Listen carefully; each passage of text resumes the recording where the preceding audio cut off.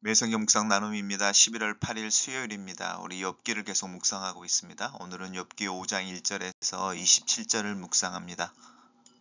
본문을 읽습니다. 너는 부르짖어 보라. 내게 응답할 자가 있겠느냐? 거룩한 자 중에 내가 누구게로 향하겠느냐? 분노가 미련한 자를 죽이고 시기가 어리석은 자를 멸하느니라. 내가 미련한 자가 불이 내리는 것을 보고 그의 집을 당장 저주하였노라. 그의 자식들은 구원에서 멀고 성문에서 억눌리나 구하는 자가 없으며 그가 추수한 것이 줄인 자가 먹되 덫에 걸린 것도 빼앗으며 올무가 그의 재산을 향하여 입을 벌리느니라. 재난은 티끌에서 일어나는 것이 아니며 고생은 흙에서 나는 것이 아니니라. 사람은 고생을 위하여 났으니 불꽃이 위로 날아가는 것 같으니라. 나라면 하나님을 찾겠고 내 일을 하나님께 의탁하리라. 하나님은 헤아릴 수 없이 큰 일을 행하시며 기이한 일을 셀 수 없이 행하시나니 비를 땅에 내리시고 물을 밭에 보내시며 낮은 자를 높이시고 애국하는 자를 일으키사 구원에 이르게 하시느니라. 하나님은 교활한 자의 계교를 꺾으사 그들의 손이 성공하지 못하게 하시며 지혜로운 자가 자기 계략에 빠지게 하시며 간교한 자의 계략을 무너뜨리심으로 그들은 낮에도 어둠을 만나고 대낮에도 더듬기를 밤과 같이 하느니라. 하나님은 가난한 자를 강한 자의 칼과 그의 입에서 또한 그들의 손에서 구출하여 주시나니 그러므로 가난한 자가 희망이 있고 악행이 스스로 입을 다무느니라. 볼지어다 하나님께 징계받는 자에게는 복이 있나니 그런즉 너는 전능자의 징계를 업신여기지 말지니라. 하나님은 아프게 하시다가 싸매시며 상하게 하시다가 그의 손으로 고치시나니 6가지 환난에서 너를 구원하시며 7가지 환난이라도 그 재앙이 내게 미치지 않게 하시며 기근 때의 죽음에서 전쟁 때의 칼의 위협에서 너를 구원하실 터인즉 내가 혀의 채찍을 피하여 숨을 수가 있고 멸망이 올 때에도 두려워하지 아니할 것이라.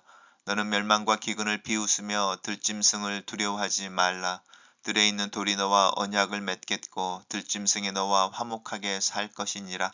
내가 내 장막의 평안함을 알고 내 우리를 살펴도 잃은 것이 없을 것이며 내 자손이 많아지며 내 후손이 땅의 풀과 같이 될 줄을 내가 알 것이니라. 내가 장수하다가 무덤에 이르리니 마치 곡식단을 제때에 들어올림 같으니라. 볼지어다 우리가 연구한 바가 이와 같으니 너는 들어보라. 그러면 내가 알리라. 계속해서 엘리바스의 충고를 우리 묵상합니다. 우리 어제 레비나스가 욥의 고난에 대해서 이제 죄로 이야기하는 부분이었습니다. 그리고 죄인 또 하나님의 심판에 대한 이야기였습니다. 이제 오늘 계속해서 이야기합니다. 너는 부르짖어 보라. 내게 응답할 자가 있겠느냐? 거룩한 자 중에 누가 너에게로 향하겠느냐? 그러면서 이제 어떤 이야기를 하고 있냐면 미련한 자 이야기를 합니다. 미련한 자 그리고 그 집을 찾아가 당장 저주하였다 이렇게 이야기하면서 그의 자녀들은 구원에서 멀고 성문에서 눌리나 구원하는 자가 없고 그가 추수한 것은 줄인 자가 먹되 덫에 걸린 것도 빼앗으며 올무가 그의 재산을 향하여 입을 벌리고 재난은 티끌에서 일어나는 것이 아니고 고생은 흙에서 나는 것이 아니라 사람은 고생을 위해 났으니 불꽃 위로 날아가는 것과 같다. 이제 이렇게 이야기하는데 욥의 형편에 대해서 이야기하고 있는 거죠. 특별히 뭐 사람은 고난을 위해 고생을 위해 났다라고 하는 부분, 또 불꽃이 위로 날아가는 것처럼 인생이 그렇게 사라진다라고 하는 부분은 전도서의 이야기와도 같아 보입니다. 하지만 잘 읽어보시면 지금 계속해서 레비나스는 욥의 형편을 굉장히 날카롭게 지적하고 있고 또 이제 분석해 내고 있습니다. 결론은 그것이죠. 내 자녀들이 또 네 재산이 그리고 네 몸이라고 하는 것은 하나님의 징계를 받고 있는 것이다. 이제 이렇게 이야기하는 부분이죠. 그러면서 나라면 하나님을 찾겠고 내 일을 하나님께 의탁하겠다라고 하는 부분입니다. 너는 하나님을 찾고 내 일을 하나님께 의탁해야 돼라는 이야기이죠. 그러면서 하나님에 대해서 이제 설명을 해냅니다. 하나님은 헤아릴 수 없고 큰 일을 행하시며 기이한 일을 셀 수 없게 행하신다. 맞는 이야기죠. 또 비를 땅에 내리시고 물을 밭에 보내시고 낮은 높이시고 애곡하는 자를 일으키시고 구원에 이르게 하신다. 맞는 이야기입니다. 하나님은 교활하시고 교활한 자의 관계를 꺾으시고 손이 성공하지 못하게 하시며 지혜로운 자가 자기 계략에 빠지게 하며 또 간교한 자의 계략을 무너뜨리신다. 이런 이야기합니다. 그러므로 가난한 자가 희망이 있고 악행이 스스로 입을 다문다. 맞는 이야기입니다. 지금 레비나스가 이야기하고 있는 네 자신의 형편을 살펴봐라. 네 고난이 어디서 오는지 너의 죄의 연약함 때문에서 온다. 그래서 너는 하나님 앞에 그 죄악을 숨길 수 없으므로 지금이라도 너의 어리석음과 미련함을 고백하고 하나님 앞에 회개하고 돌아와라. 이제 이런 이야기 하고요. 네가 그렇게 돌아와야 하는 하나님은 의롭고 지혜로운 하나님이시다. 그리고 그 하나님께 소망이 있다라는 이야기를 하는 건데 맞는 이야기입니다. 문제는 뭐냐면 이것이 이제 욥이 처한 형편에 적합한 거냐. 우리가 이제 적합하다라는 이야기를 할 때는 시와 장소, 시간과 장소, 대상에 맞는 거냐라는 이제 질문을 하는 것인데 이제 우리가 욥기를 읽을 때 특별히 욥의 세 친구들이 하는 말, 그 말에 대해서 이 적합이라는 단어를 좀 필터처럼 사용할 필요가 있습니다. 맞는 이야기입니다.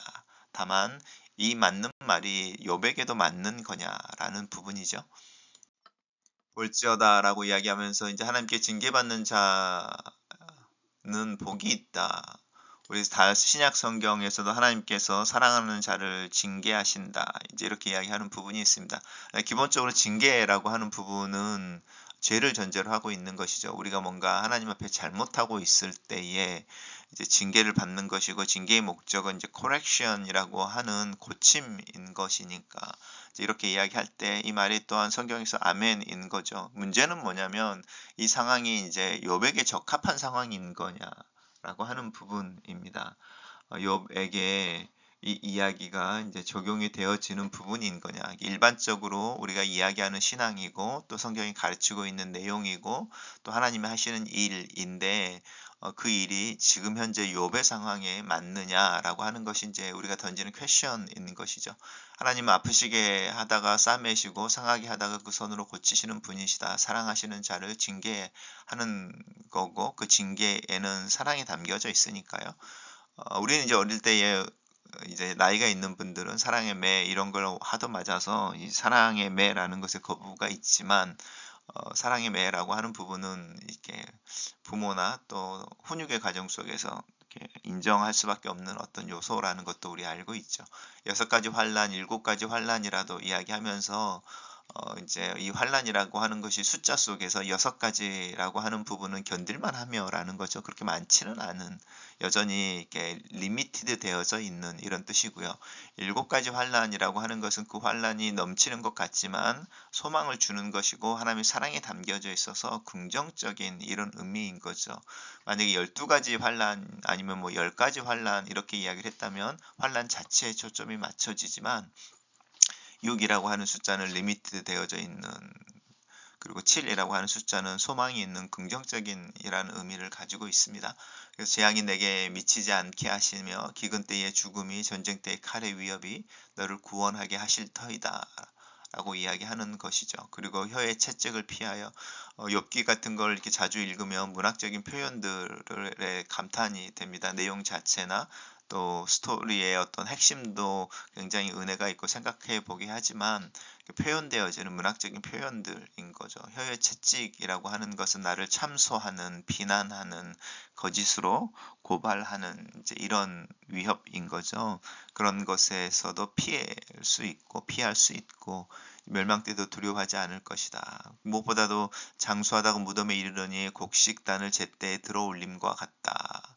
하나님 앞에서 하나님의 내 이름을 불러서 추수하시기 위해서 부르실 때에 적합한 때에 가장 익은 모습으로 가장 익은 알곡의 모습으로 하나님 앞에 설 수 있을 것이다 라고 하는 이 죽음에 대해서 긍정해내는 그 모습인 거죠.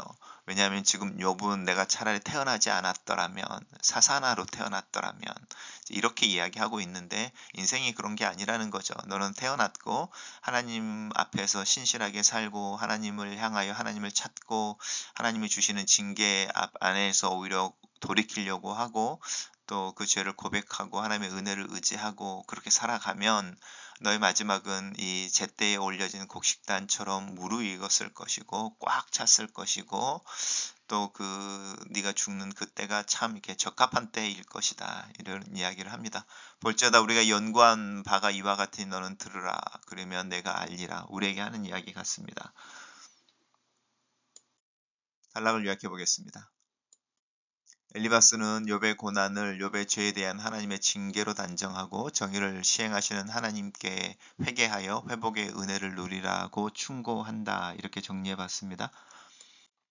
묵상 나눔입니다. 엘리바스의 말은 옳았습니다. 하나님이 악을 벌하시고 악인을 벌하시고 의인을 구원하신다는 말이나 하나님은 죄인을 징계하시나 회개하고 돌이키면 회복하게 하신다는 말은 올바른 신학적 진술이자 세상을 이해하는 성경적인 기본의 틀이기도 합니다.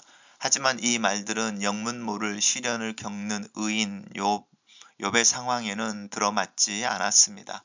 깔끔한 신학적 명제가 욥의 삶을 설명하지도 욥의 마음을 위로하지도 못하는 것을 봅니다. 신학이 제대로 기능하려면 사람의 현실을 주의 깊게 살피고 각 개인의 특수한 상황을 고려할 수 있어야 합니다. 성경 지식만으로 되지 않고 우리가 살아가는 세상을 눈여겨보면서 그 속에서 살아가는 사람들의 처지를 헤아리고 공감할 수 있어야 합니다. 그래야 사람을 살리는 신학이 됩니다. 엘리바스는 욥의 탄식을 분노로 욥의 절망을 시기로 매도했고 욥을 미련하고 어리석은 사람으로 취급합니다.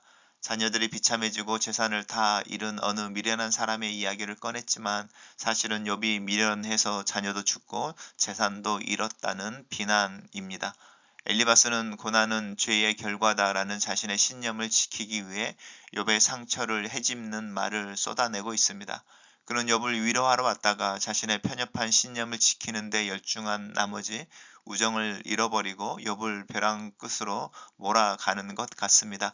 다른 사람들을 대할 때 내 생각이 맞는지, 내 생각이 저 사람에게 적합한지, 내 생각보다 더 우선하여 지켜야 할 가치는 없는지를 생각하면 엘리바스가 내뱉은 신앙의 진리라고 하는 것은 폭력적인 조언일 수도 있다라는 생각에 머물게 됩니다.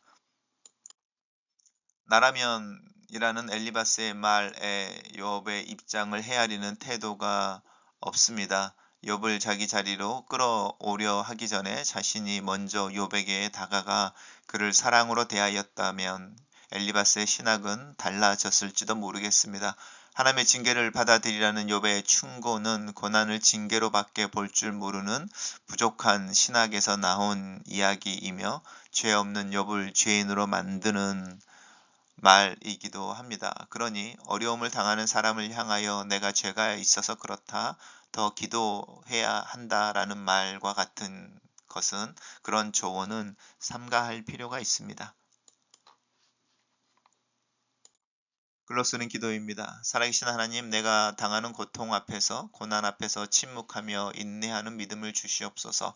그 고난 아래에 담대하게 또 담담하게 설 수 있는 어둠의 터널을 지날 수 있는 용기를 주시고 함께 걷는 하나님의 임재를 느낄 수 있도록 내 영적 민감함을 새롭게 하여 주시옵소서. 타인들이 당하는 고난에 대하여는 공감하며 함께 아파갈 줄 알며 또 그들을 이해하는 사랑을 주시옵소서. 그들을 판단하거나 상황을 분석하거나 내가 가지고 있는 기준이나 신앙의 원리로 그들을 재단하지 않도록 도와주시옵소서.